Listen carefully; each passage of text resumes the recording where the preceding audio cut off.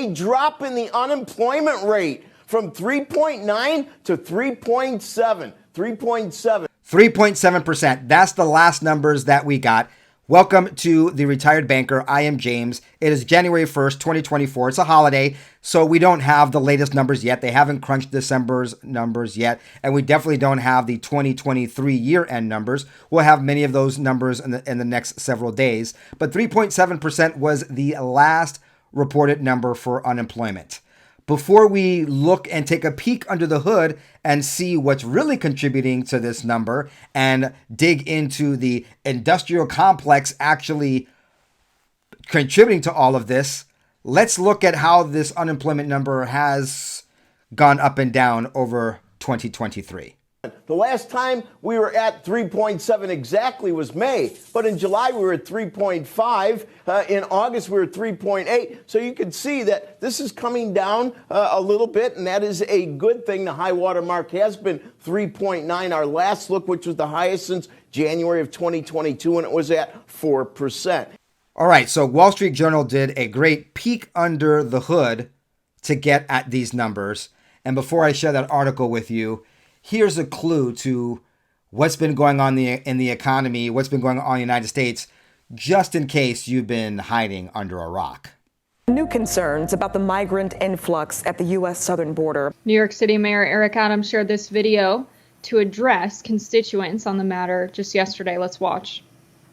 We're seeing the erosion of the quality of life that we've improved on in such a short period of time of this administration. And we have been impacted for many months. Mayors across the country are asking for help to slow the surge of migrants into their cities. Places like New York, Chicago, Denver say they've all reached their breaking point. We were able to keep the visualization of this crisis from hitting our streets, but we have reached the breaking point. We're no longer able to do that. December crossings at the U.S.-Mexico border reached a record monthly high, according to border authorities.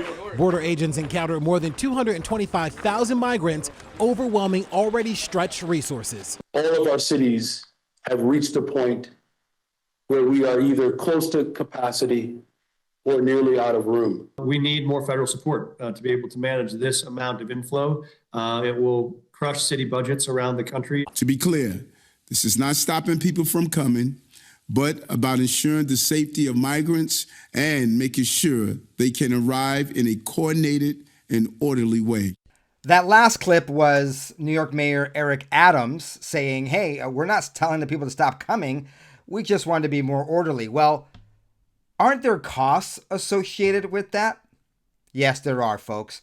And bravo to the first person I saw who actually caught on to what's going on here from my video this morning. Let me show you this comment. Tony B, 2832. Your bow tie is backward. Elizabeth Cote, 9070 caught on. Country in distress, of which I gave a little wink emoji. For those not aware, the American flag upside down is an act of rebellion and a sign or a symbol of a nation in distress.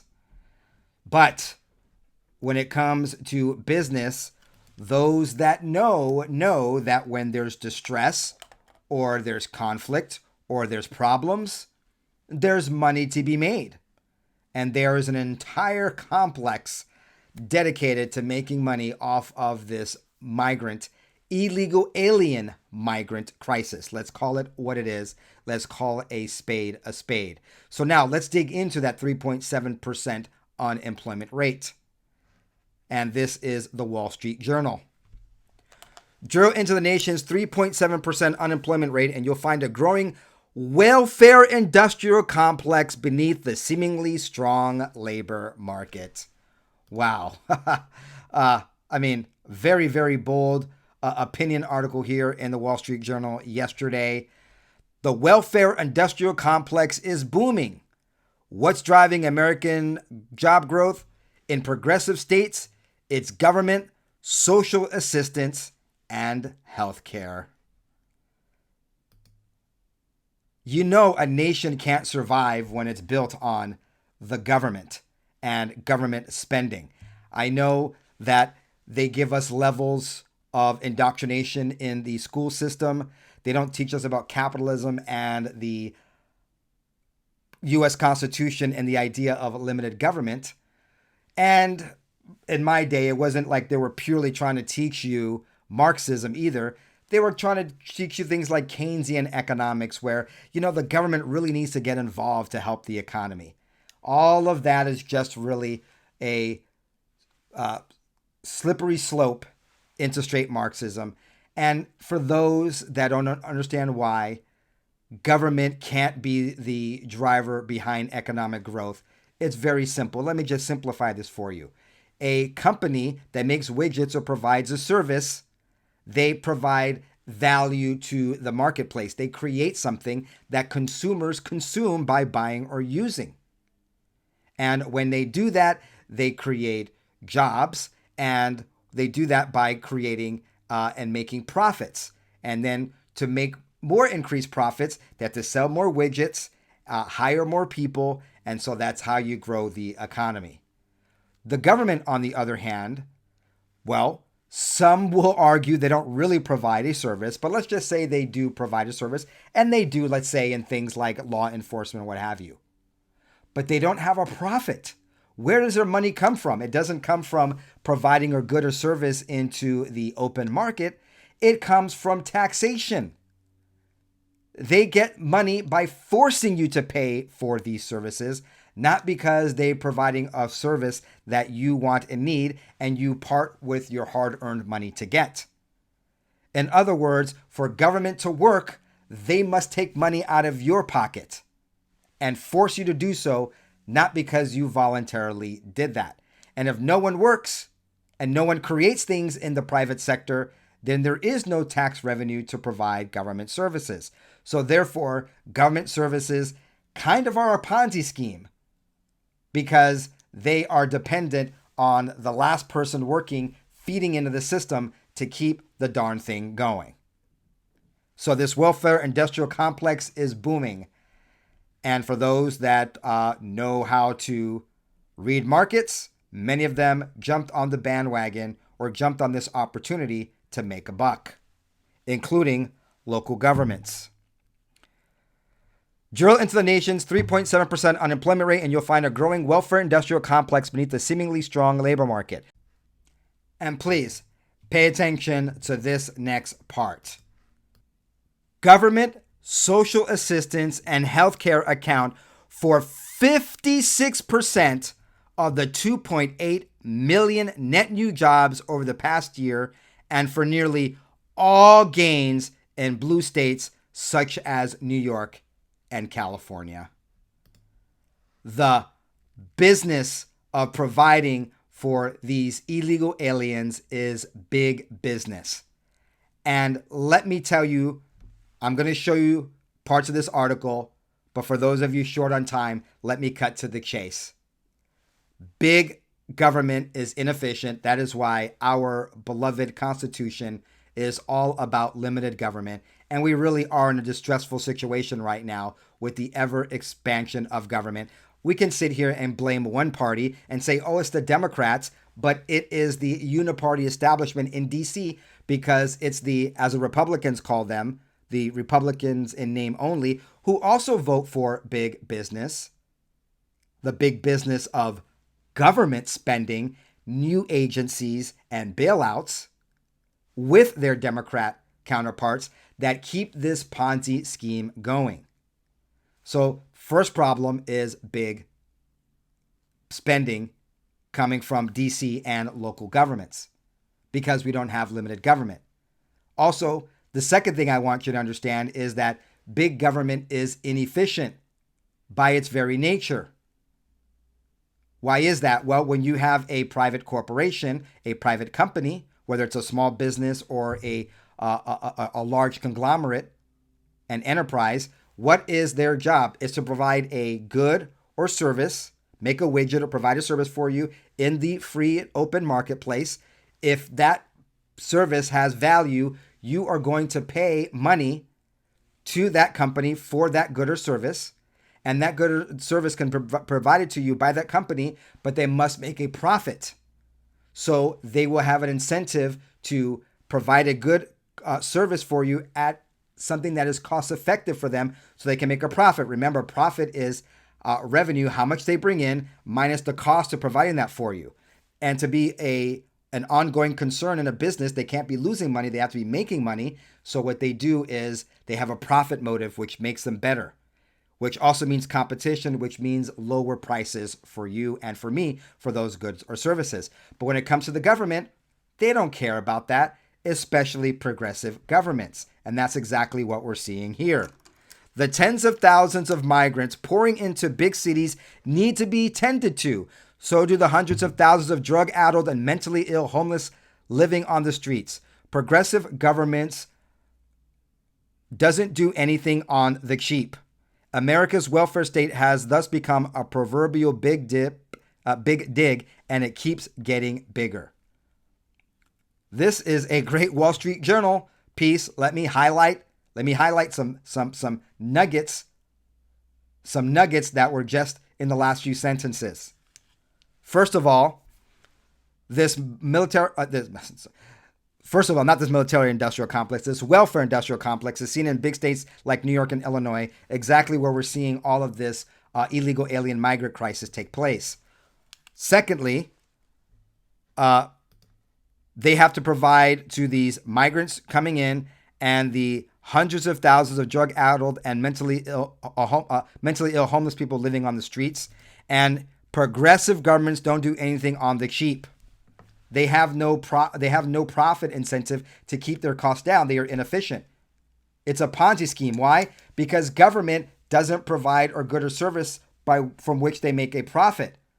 They get their money through tax revenue. They force you to pay them for the services they are providing. They don't need to be efficient and do that, and they have no competition. So why is it a Ponzi scheme? Because the new guy paying taxes keeps the whole thing going. If no one in the private sector is generating a profit of which they are taxed, and I'm not even going to go into the unconstitutionality and the arguably illegal theft known as income taxes, but let's just say that without people making a profit in the form of income or businesses making a profit in the form of their revenue minus their expenses, there would be nothing for the government coffers and this whole Ponzi scheme would end. But what do these individuals do? Well, they give these government contracts to these non-profit organizations and these non-government organizations. And they're their friends, family, and neighbors. They're their friends from college, their fraternity brothers and sorority sisters. They're their brothers and sisters who run these nonprofit organizations and get these contracts from the government to provide the services for the mentally ill, the homeless, and the migrants coming in. And of course, what does that mean? There's no incentive to actually solve these problems. No, there's no incentive for that. The incentive is to keep the problem going so they can stay in office and the lobbyists can continue to pay them to stay in office and they can continue to hand out contracts to their friends and family and, of course, their sorority sisters and fraternity brothers. One big fat Ponzi scheme. But these numbers are sobering. Let's get into these numbers. Oh, are they sobering? Now, of course, there's two lessons here. One, if you're a pure amoral capitalist, nothing wrong with capitalism, don't get me wrong. But this is crony capitalism that we see when the government gives these contracts to their friends. But if you're into crony capitalism, this is a big payday. Check out these numbers. New York City is spending $394 a day or $143,810 a year to house and feed each illegal immigrant, many in formerly posh hotels. Mayor Eric Adams complains about the flood of migrants, but what does he expect when his city makes itself a welfare magnet? Meantime, the homeless population continues to swell even as government shovels more money into housing subsidies, nearly $43 billion in the Democrats' March 2021 bill alone. The number of homeless shot up, though. More spending, but homelessness is going up. There's no incentive for these politicians to actually solve the problem. The number of homeless shot up to 85,389 from 2019 to 2023, with California and New York combined accounting for about half the increase, according to the recent federal report. And I want to show you this graph here. This graph kind of shows you what's going on. Here is the increase in social advocacy organizations, aka NGOs and nonprofits, that supposedly are there to help people, but because they are ripping us off and overcharging us, the taxpayer, for it, they're making a killing. Look at this. This is the increase in the employment in these advocacy groups in the last 10 years. But let's just look let's look at this growth since Biden came in. Look at that increase. Biden and the Democrats and the big government uniparty establishment Republicans love spending and sending money to their friends and their supposed nonprofit organizations. And here is this great another nugget from this Wall Street Journal opinion piece. Public choice theory assumes people are guided by their self-interest. Of course they are. Progressive governments and the groups that feed on it have a vested interest in not solving pressing social problems. If they solve the homelessness crisis, the drug addiction crisis, and the migrant crisis, we would not vote them in. There'd be no money to make from lobbyists, and there'll be no kickback for the NGOs that their friends work at. Treating mental illness and drug addiction and getting the homeless into productive jobs would mean fewer jobs for the welfare industrial complex. And that is why I am a capitalist and a constitutionalist that believes in limited government and, if anything, private-public partnerships to solve the problems, where they're working with private organizations that have a profit motive and therefore are more efficient in providing these services. But let me just go back to this number because it's sobering again, and I think I've pummeled and I've beat this dead horse to a pulp. You know what I'm talking about. You're getting what I'm saying here. But let's look at these numbers because this number again is sobering. New York is spending $400 a day or $144,000 a year to house and feed each migrant. The average household doesn't need that much money. But for each illegal alien, $144,000 a year. And guess what? Those people are unemployed, not adding to the government tax coffers. They are taking and not contributing. And that is why the establishment, government, supposedly our representatives on both sides of the aisle, continue to screw us over. Folks, if you want to make big money, get in the welfare industrial complex because it's a booming.